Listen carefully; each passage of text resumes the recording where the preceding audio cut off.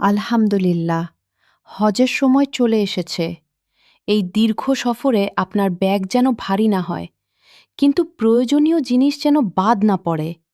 তাই এই ৫টি জিনিস অবশ্যই সাথে রাখুন। ফোল্ডিং ছাতা। তপ্ত রোদে দীর্ঘক্ষণ হাঁটার জন্য সাদা ছাতা সবচেয়ে কার্যকর, কারণ এটি তাপ শোষণ করে না। Hand fan. মিনা বা আরাফাতের তাঁবুতে প্রচণ্ড গরমে একটি ছোট হ্যান্ড ফ্যান আপনার জীবনকে অনেক আরামদায়ক করে তুলবে।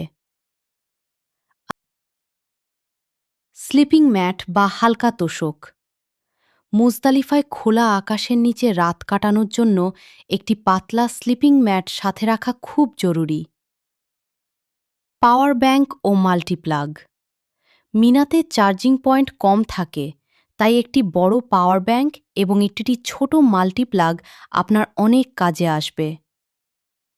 অপরিহার্য ওষুধ ও ভ্যাসলিন।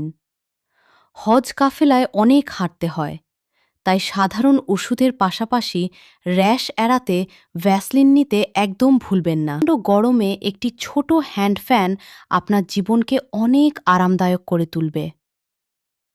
আল্লাহ আপনাদের সবার হজ কবুল করুন।